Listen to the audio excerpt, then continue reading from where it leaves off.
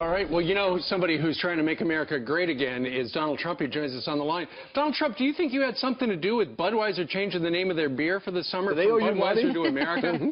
I think so. They're so impressed with what our country will become that they decided to do this before the fact. They got to get a taste of that. By the way, congratulations. You had a couple of big wins last night. Yeah, it was great. Two great states and great people, and we really appreciate it. How about what's going on in West Virginia? You know, you have the exit polls. I don't know if you've been listening to the show. We've been talking about these exit polls. People are walking out. These are Democrats. They're registered Democrats, so they had to go to the polls yesterday. They couldn't vote for you. They had to choose between Bernie and Hillary. Bernie wins there. They're coming out, and they're saying now that they would vote for you, Democrats, versus Hillary if it comes down to the two of you guys.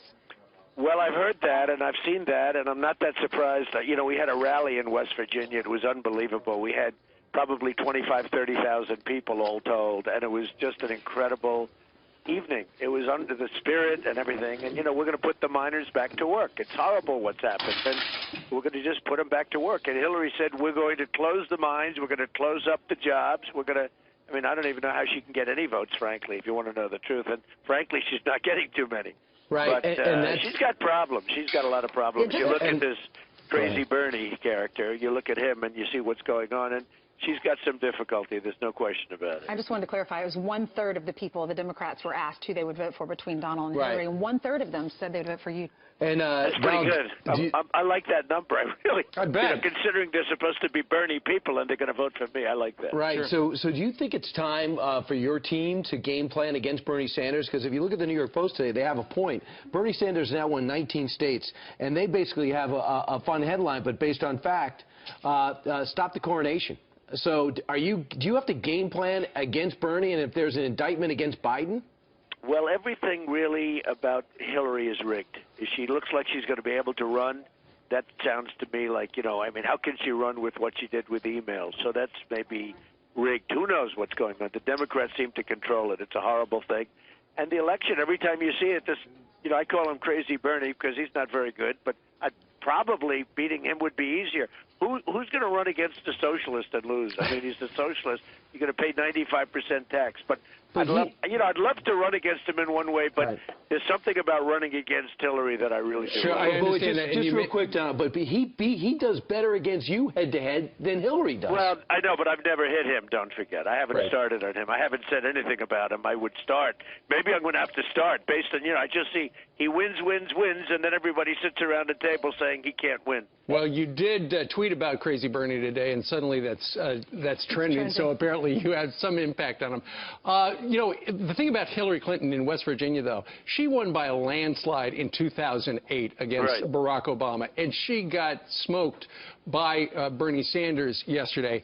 Debbie Wasserman Schultz, who runs the DNC, was on with Bret Baier last night about 11:20, and he said, here's Bret Baier asking, hey, this is embarrassing for Hillary, right? Listen to what Debbie Wasserman Schultz had to say to Bret. Talk about embarrassing. What's embarrassing is that the Republican presumptive nominee, Donald Trump, doesn't have the support of the Speaker, his own Speaker of the House, doesn't have support of either Bush president, has many United States senators and candidates questioning or outright rejecting that they're going to attend their own party's convention because Donald Trump is radioactive, and they know it. Okay, so she didn't answer the question. What would you like to say about what she just said? First of all, I think she's a terrible spokesperson. I mean, I just hope she stays in that position because I want her to be speaking against me. I think I'm doing very fine with Paul Ryan. I have a lot of respect for Paul Ryan. We're going to have a meeting tomorrow. We'll see what happens. If we make a deal, that'll be great. And if we don't, we will trudge forward like I've been doing and winning, you know, all the time. Now, I will say this.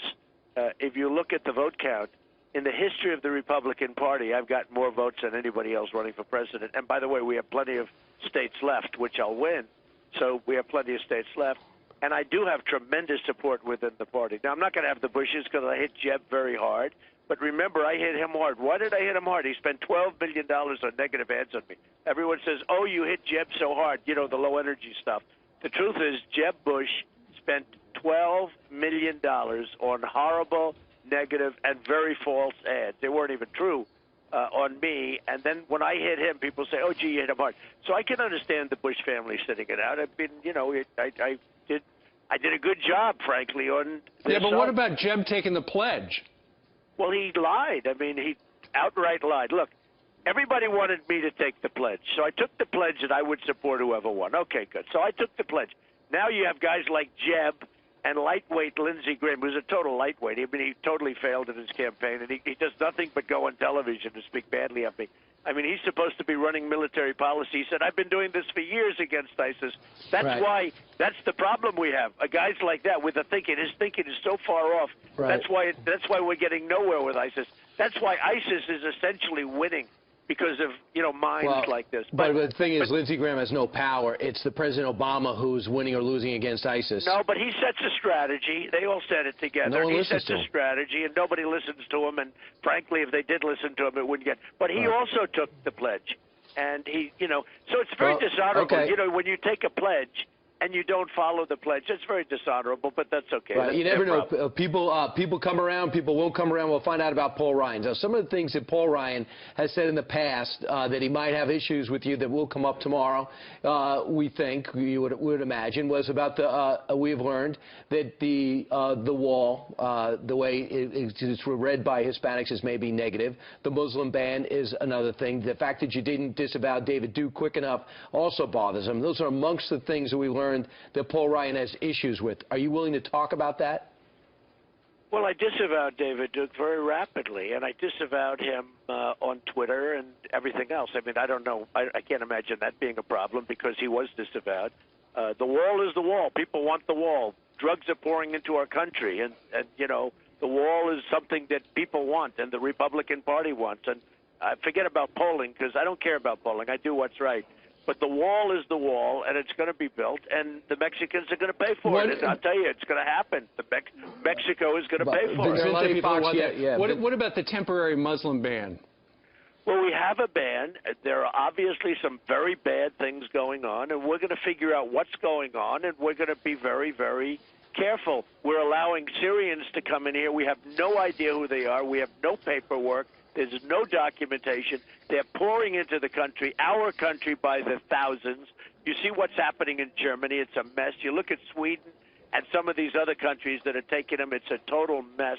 And I want to be very, very careful. So I'm going to be extremely vigilant and careful. But careful is one thing, but also you also have saluted the Kurds in the past. You also mentioned the London mayor who just won an election that you wish him the best.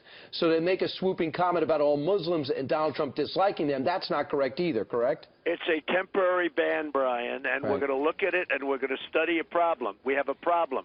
Now, if you don't want to discuss the problem, then we're never going to solve the problem. We have a president that won't even use the term radical Islamic terrorism. He won't even use the term. He refuses to say the term, even after Paris, where 130 people were killed, or San Bernardino, or any other place.